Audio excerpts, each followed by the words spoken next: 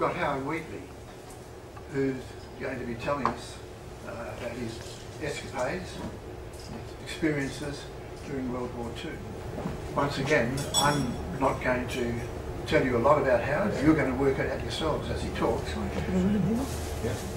But Howard had two ventures into aviation, one during World War II, the second one with Airlines WA, and that will be the subject of a separate talk at another date.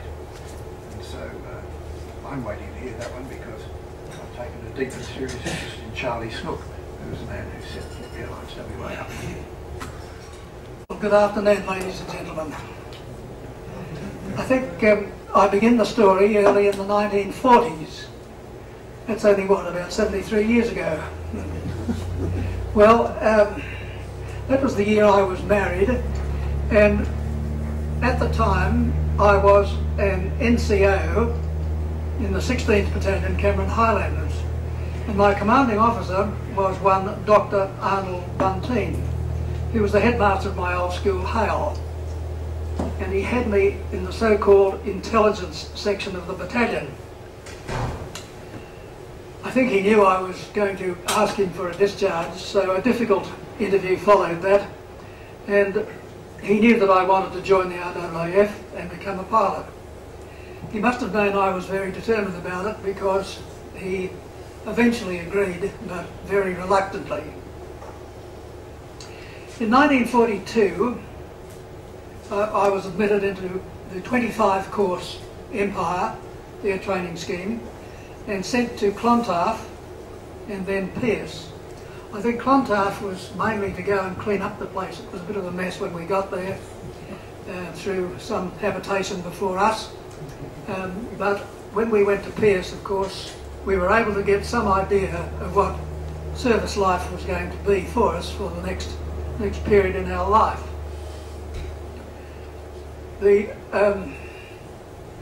At least we learned from Pearce that we were outside the comfort zone. We were living a service life and we had to obey orders. From there on, of course, we went to Cunderdin to learn to fly Tiger Moths. And that was a most enjoyable experience. I thoroughly enjoyed Cunderdin. And I had one experience there which proved to me how much I had to learn.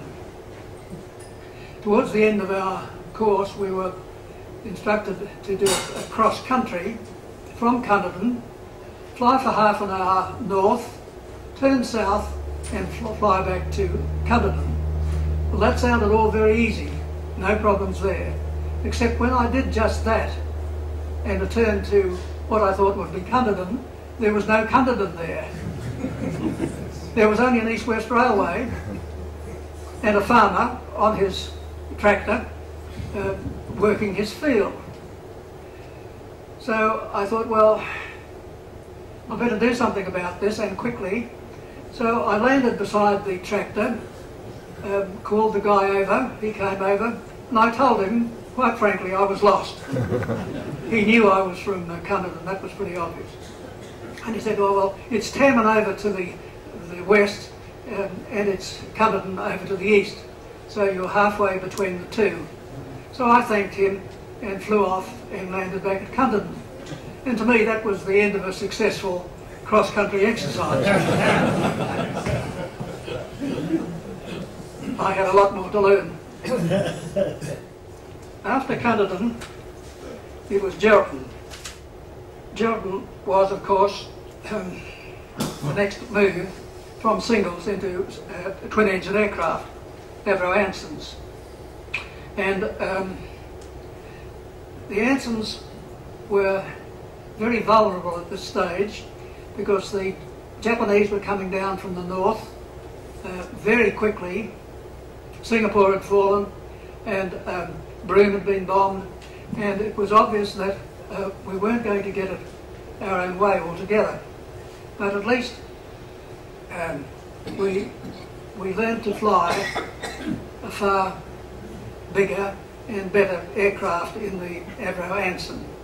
And our job was, because of the spread of the Japanese and their movements south, we had to take all ensigns that were available and fly them out to satellite areas. So just spread them around a bit instead of having them all bundled up on the one airport for the Japanese to strike. So we used to do that. We used to take them out and hide them as well as we could, which wasn't easy to do, and but at least they were away from being lost. After spending the time on ensigns, I was given an NR course at Cressy, Victoria, and that was mainly a study course on, fortunately, cross countries and meteorology, and I was able to improve my knowledge quite a bit there before being moved on to Nowra, north of Bearsdale, which gave us the opportunity then to get onto a far better twin-engine aircraft, and we also had to do a torpedo training course, supposedly dropping dummy torpedoes in Jervis Bay. Now it was right on Jervis Bay, and it was only a matter of going over the hills, and we were there, and we would simulate a dummy run into a Manly ferry.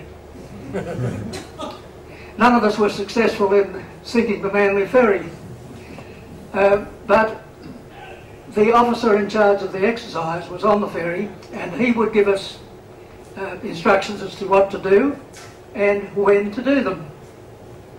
And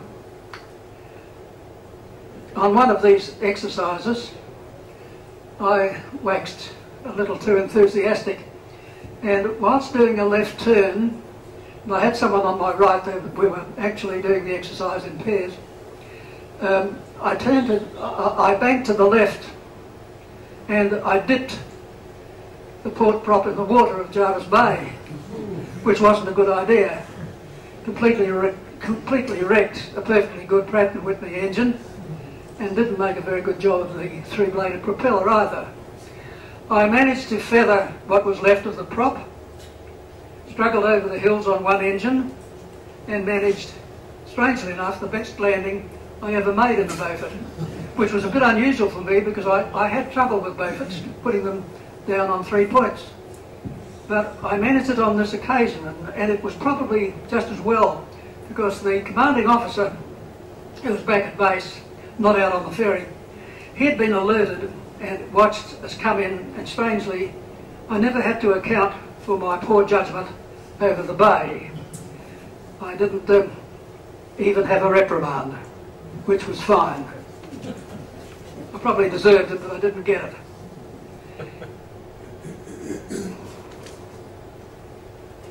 Now, some of the crews going north were flown to Townsville, and my crew was included in that as the nucleus of the newly formed 8th Squadron.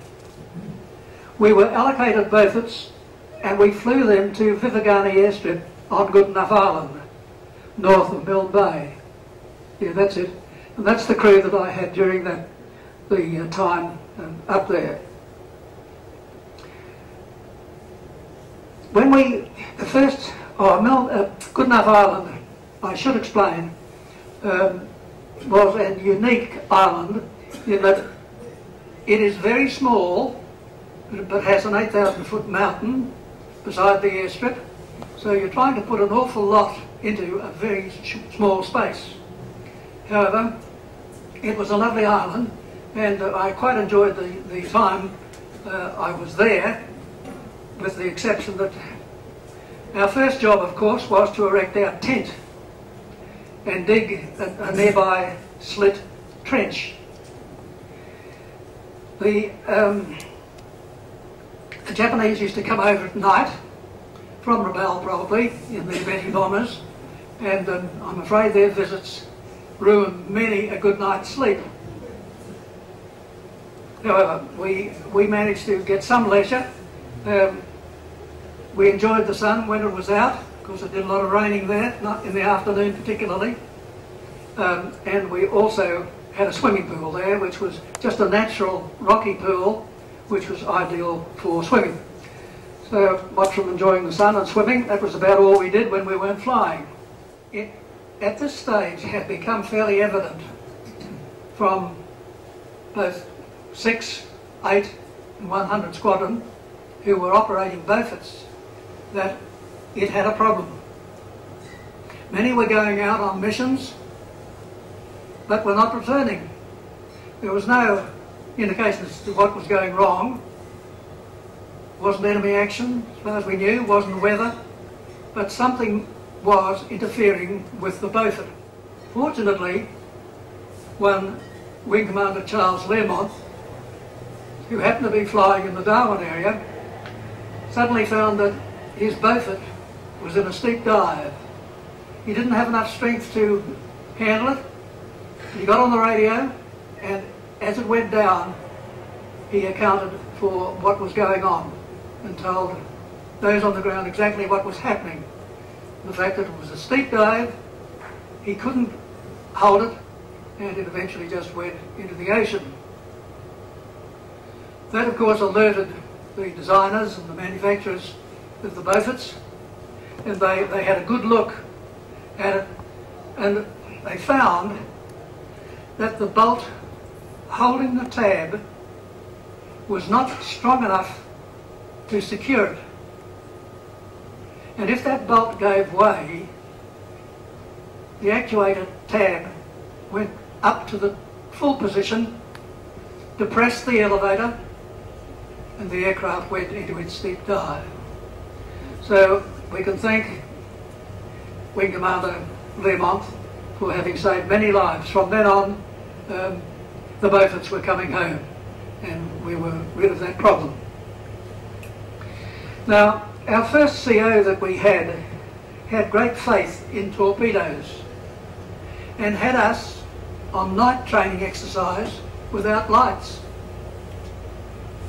We had to identify other aircraft by their red-hot exhausts, and many of us had several near misses.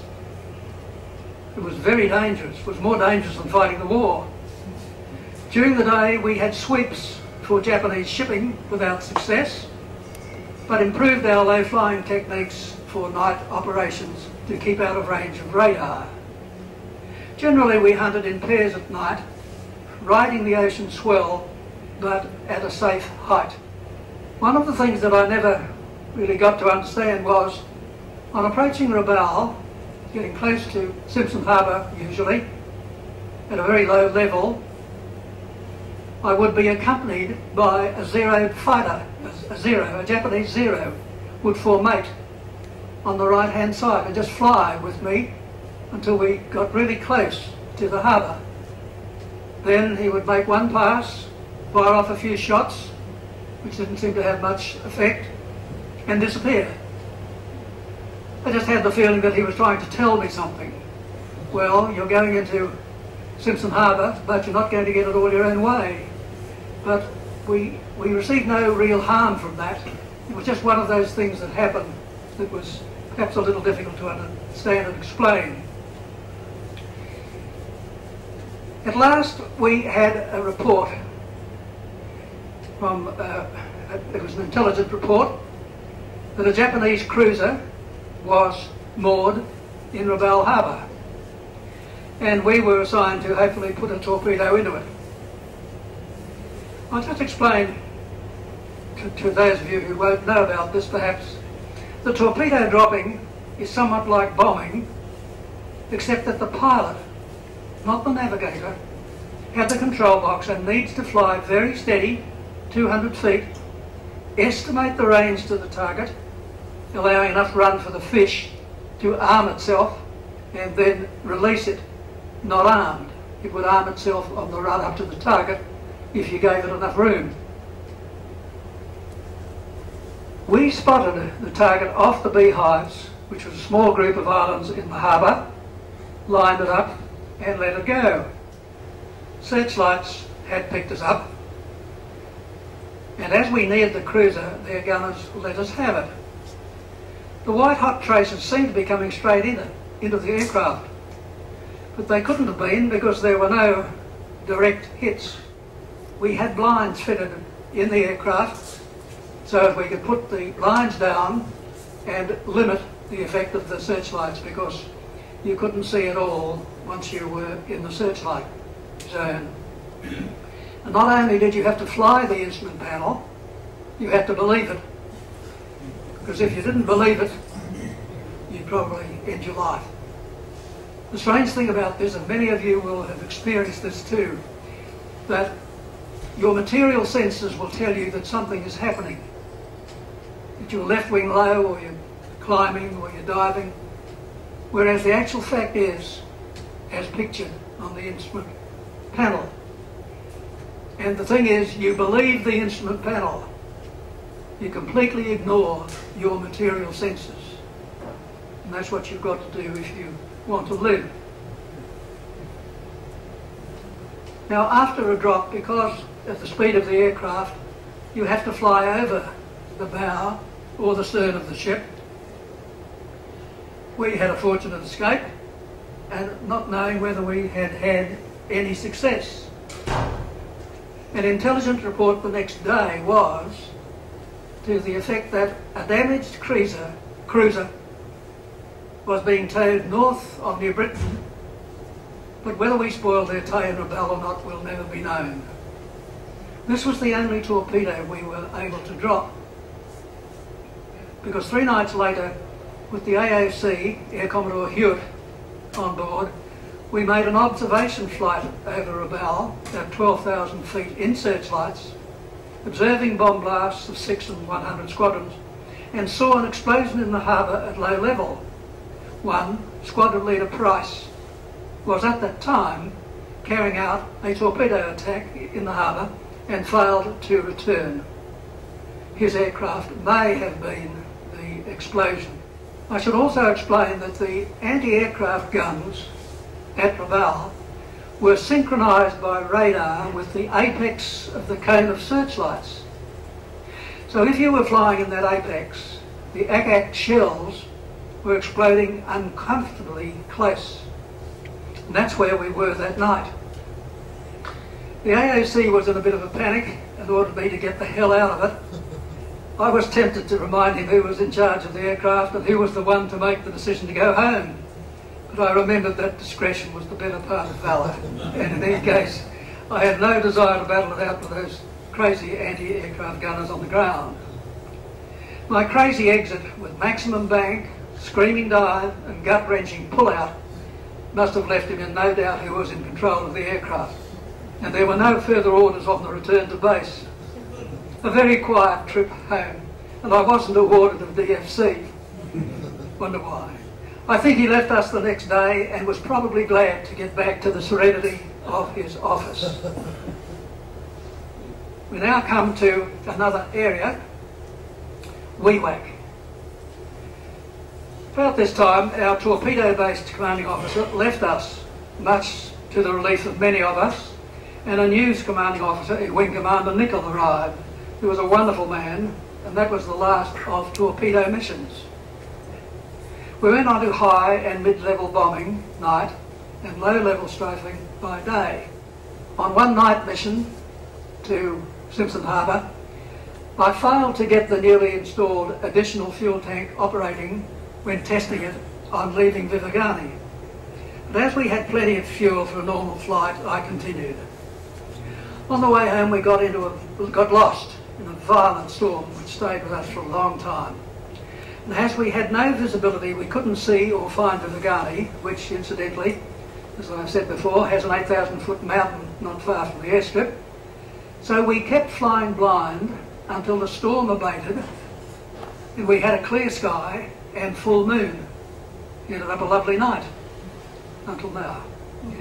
I asked the radio operator to try and pick up a signal from anywhere, and the loop picked up one which we thought might be Kirawina Island, which is north of our base. We homed in on the bearing in brilliant moonlight. I had already drained 3 fuel tanks, and the 4th one was indicating empty. And we were down at this stage to about 200 feet. I should now explain that I was brought up mainly by my mother, to recognise and to have an acute awareness of the divine presence of God, especially in times of trouble. And both my mother and my wife shared these principles, and I knew that they would both be praying for us. And I had been listening for guidance as well. As we approached the island, we could make out a very short bay with a white beach, and I was tempted to crash land on it. But before I made up my mind, a very clear voice said, "Keep going, keep going," which we did. When you get that voice, you don't disobey it. We were now searching for the coral airstrip on Kerawina Island. Kerawina was held by the Americans, and they were frequently bombed at night. And as we were unidentified, under radio silence, and shouldn't have been there in the first place, the next problem was to not get shot down by our own side, our friendly fire business. So, and of course, after sighting the strip and turning onto final, I put the landing lights and the navigation lights on. The crew let off a couple of flares, and we landed without being fired at. The idea of all the lights were to endeavour to get over the message that we were a friendly aircraft and not expecting friendly fire. At the end of the landing run, I turned into a parking bay and stopped. I went to turn off the engines. Before I could do so, they stopped. Complete fuel exhaustion. The aircraft could not have stayed in the air more than another several seconds. And of course, since then I've been very conscious of having adequate fuel for any emergency. When we returned to Vivagani the next day, my first job was with our ground crew, listening and learning how to turn on the reserve tank. Very important. Know your aircraft systems, because if you don't, let me put it the positive way, because if you do, your whole life will be depending on it. Know your aircraft systems well. Don't think you know, as I did that night, but know in fact, and be sure and test the systems and see how they work. In April 1944, we moved to Nadzab, on the coast of New Guinea, presumably to help clear out the remaining beleaguered Japanese along the coast, mainly in this Wewak area. And here the war became more personal. And I didn't like what we had to do on night missions. The Japanese still held some strips to the west, which we bombed during the day. They repaired them at night, and we would make a surprise run at low level at night and drop strings of anti-personnel bombs along the strip while they were trying to fill in the craters so their own aircraft could use the strip. This did not appeal to my moral sense, but I guess it had to be done. I can remember very clearly it was a low-level night landing approach in the first place, and the Japanese had these flickering lamps right along the runway, filling in their potholes, and we just ran along and were virtually guided by the Japanese lights on the ground. So it became a low-level approach to a landing, to a night landing run, and then we would drop our strings of anti-personnel bombs. On one of these runs, on the way home, when we checked the bomb bay, which incidentally was a must, whether you were dropping strings or normal bombs, you checked to see that they had all gone, that you hadn't left one, that there was one left behind and was wobbling around in the bomb bay. So we checked the bomb bay, and we found one of the short sticks in the bomb bay already armed, as it had left the carrier and needed to be dealt with very gently, particularly at the front end. We splintered the control locking device, which provided one straight length using our long jungle knives as splints, and the rear gunner gently rolled the bomb over the edge of the bomb bay and dropped it into the jungle, with apologies to any AIF people who may have been in the vicinity. Now perhaps I should explain what these anti-personnel bombs are like. They're very similar to a stick of gelignite, about the same size, round with a blunt end, and work on the principle of a long strip of pressure built up by air velocity and preceding the bomb. And that pressure, when the bomb got to a little above the ground or the ocean, the pressure would increase to such an extent that it would activate the bomb. And we were just dropping these sticks along this lit runway. Now, a welcome break came from ops, came when we were detailed to fly another visiting top brass, Air Commodore Sherga, from Nadzab to Taji, to inspect the local fighter airstrip and environs. Now, on the screen you will see a picture of 4, and the one on the left we believe to be Air Commodore Sherga, the one in the Australian hat. This strip had a bad reputation, as when it was laid down, instead of dozing a small hill out of the way, they must have taken the easy way out and altered the direction of the strip by having the last half of it different to the first half. In other words, instead of landing straight ahead, you had to go around the corner, which is a bit awkward in an aircraft. I knew about the problem and told the Air Commodore that I would do a slow, precautionary approach, but just in case, to hold on. We managed to get around the corner without ground looping the Beaufort, but only just. It was touch and go for a while, but we survived. Less than a week later, we were told a new straight metal-cladded strip was available. There's nothing like shaking up the administrative chiefs to get things done. I never had an opportunity to land on that new metal-cladded strip. Well, that brings me to the end of this 9 months tour. And I was sent south, and the recommendation was as an instructor to Central Flying School, which I never made because shortly after I got that, I received a telegram from Wing Commander Charles Snook, who was the Managing Director of Airlines WA Limited, a company involved in intra-state routes of Western Australia, inviting me to join his staff of pilots. I immediately accepted the invitation. I wasn't that keen on becoming an instructor, so I wouldn't have been a very good one anyhow. But I immediately accepted his invitation and was flying for the company within weeks. Now, my thanks to you for your patience, and I would also like to add a special thanks to Brian Hernan, who has helped me over the last couple of weeks very consistently to get this old paper redone, put in a proper order, and his help has been invaluable. Thank you again for being with me today.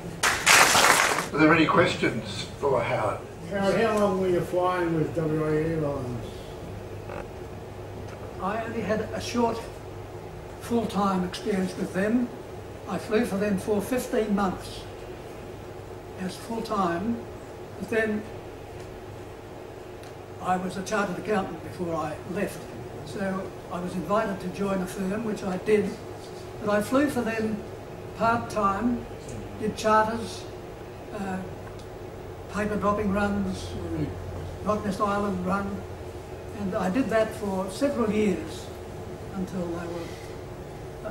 they got a replacement, and I was losing touch with Airlines WW11. Howard, at home I have a copy of Charlie Snook's patter, of his patter which he wrote during World War I, sorry, when he was brought out of France to be an instructor with the RFC. Charlie wrote a book which became known as Instructor's Patter. Oh. And this book outlined those the way that instructors should speak to trainees in order to teach them to fly. Now, during World War II, we at CFS, learning to be instructors, had to learn that book. And believe it or not, in still being associated with Pierce and being a veteran QFI, I find that some of the rudiments of Charlie Snook's book are still used. Good, thank you. Isn't it amazing? It is amazing. I don't think I've read it. It would be very interesting. Thank you very much. Well, in having a test from one of the, when I was a grading instructor at Benalla, we used to receive visits from the instructors at CFS who would test one as to how good they are as instructors. And this bastard who, I beg your pardon, this Officers, this man who I had the fortune to having test me, asked me to do and the pattern and instruct him on how to do a roll off the top in a tiger moth to the right. Now, you well know what that's like. And I had to follow the word implicitly. It had to be right. He failed me and made me, although I was a grading instructor at that time, he made me a B grade instructor. He was a lovely bloke. Thank you, Howard. And as I say, keep your nose up the turns, mate. Okay, thank you. Will do. That book that you're referring to is not the little one with the brown cover, is it? Because Gwen Snook of League Atkinson was telling me all the time that the little brown book is missing. I'm looking at you. Excuse That's me, probably the one. I can't take the sides off you. I've been looking to talk to you about because Peter is offended. We'll communicate after the meeting. Thank you for that little story. Any more questions? Yes. Howard, you and Billy Garney was 79 spots was up there, wasn't it? George Gilbert? Yes, they were. Yes, they were. They used to actually help us on some of our missions. When we needed fighter cover, they would cover us. But we had very little to do with them. And of course there was an enormous variance in speed. The Spitfire and the Beaufort. They were slightly different animals. But you were quite right, they were there and did their job on Vivigani. George's aircraft, there was someone else flying it, flipped over on its back and it was left on the side of the runway with its wheels up in the air for years and years and years. Did you see that? It's by the side of the runway.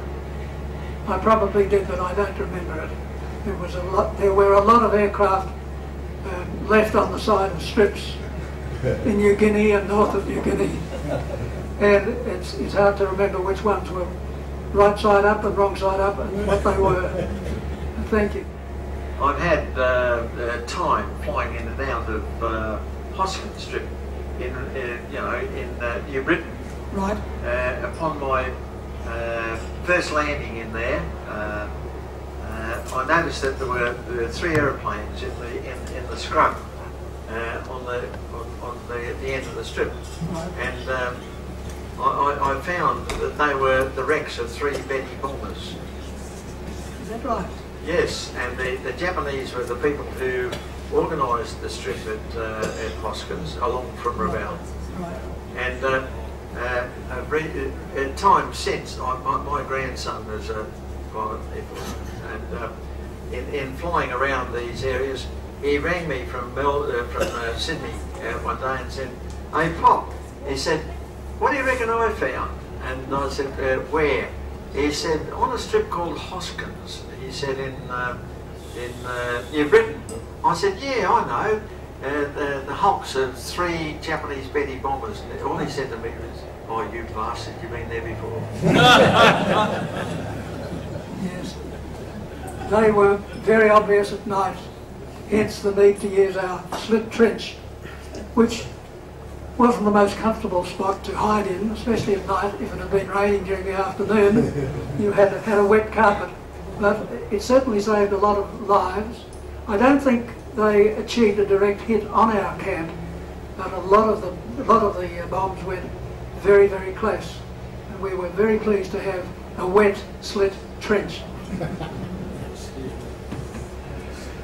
Okay, well, thank you, Howard. You had me riding alongside of you with white knuckles. So, most of that.